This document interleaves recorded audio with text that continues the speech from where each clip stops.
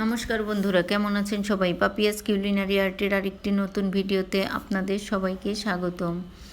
আজকে আমি প্রথমে মাছগুলো ভেজে নিচ্ছি। আজকে রান্না করব তেলাপিয়া মাছ। মাছগুলো নুন হলুদ মাখিয়ে একটু বেশি করেই তেল দিয়েছি প্যানে, আর মাছগুলো ভেজে নিচ্ছি। এই ভাজা মাছের তেলে আমি মাছটা রান্না করে নেব।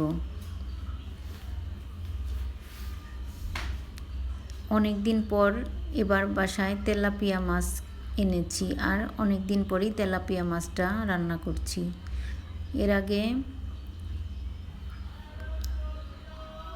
অনেক বছর তেলাপিয়া মাছ খাওয়া হয় না।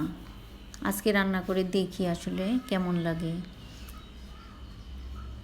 এই মাছটা অনেক বড় ছিল। এর আগে ছোট ছোট তেলাপিয়া মাছ খেতাম। এবার একটু কড়া করে আমি মাছগুলো ভেজে নেব, আর একটু বেশি করে ভাজলেই মাছগুলো খেতে আমার কাছে ভালো লাগে। এবার মাছগুলো ভাজা হয়ে গিয়েছে, আমি তেল থেকে তুলে নিচ্ছি।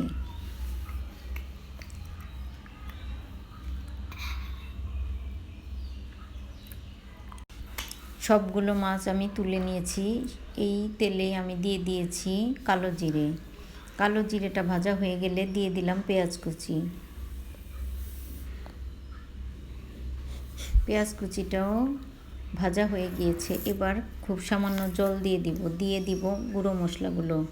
এখানে দিয়ে দিলাম ধনিয়া গুঁড়ো, জিরে গুঁড়ো, মরিচ গুঁড়ো, হলুদ গুঁড়ো।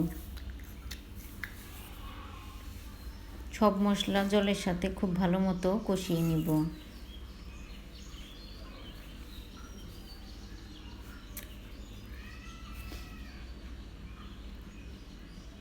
আসলে মশলা কষানোর উপরেই তরকারি রান্নার টেস্টটা নির্ভর করে। এই জন্য মশলাটা ভালো মতো কষানো হয়ে গেলে ঝোলটা খেতেও ভালো লাগে। এবার দিয়ে দিলাম অর্ধেক টমেটো।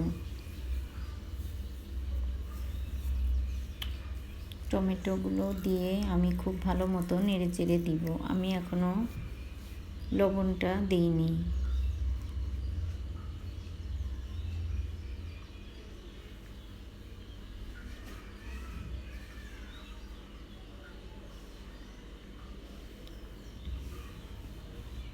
এবার মশলাটা কষানো হয়ে গিয়েছে, তারপরও টমেটোটা একটু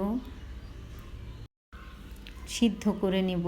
এজন্য আমি প্রথমে লবণ দিয়ে দিলাম টমেটোর উপর, তাহলে টমেটোটা তাড়াতাড়ি গলে যাবে। আর আমি একটু জলও দিয়ে দিলাম। এবার খুব ভালো মতো নেড়ে চেড়ে আমি একটু ঢেকে দেব। আসলে ঢেকে দিলে খুব তাড়াতাড়ি টমেটোটা সিদ্ধ হয়ে যাবে। এবার একটু ঢেকে তারপর আমি 2-3 মিনিট রেখে দিয়েছিলাম। ঢাকনাটা তুলে এবার একটু মশলাটা নেড়ে চেড়ে নিচ্ছি। মশলা, টমেটো সব কিছুই খুব ভালো মতো কষানো হয়ে গিয়েছে।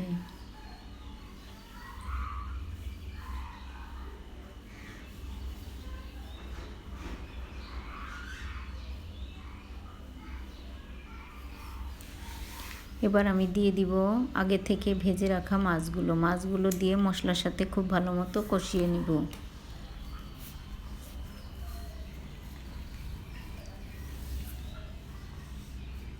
তাহলে মশলাটা মাছের ভেতর খুব সুন্দর মতো ঢুকে যাবে, আর খেতেও মাছগুলো খেতে টেস্ট লাগবে। এবার দিয়ে দিলাম ঝোলের জন্য জল।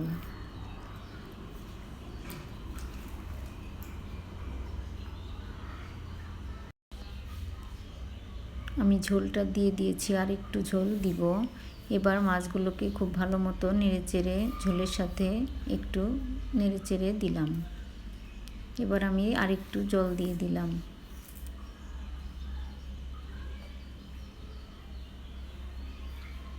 এবার আমি ঢেকে রান্নাটা করে নেব।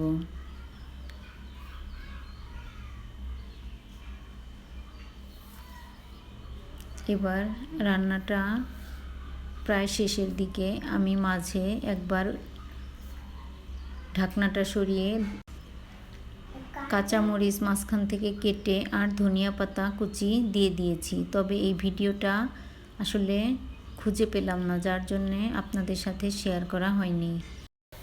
তো বন্ধুরা, আজ এ পর্যন্তই। দেখা হবে নতুন কোনো ভিডিওতে। অনেক দিন পরেই মাছটা খেলাম, তবে খেতে দারুণ সুস্বাদু হয়েছিল।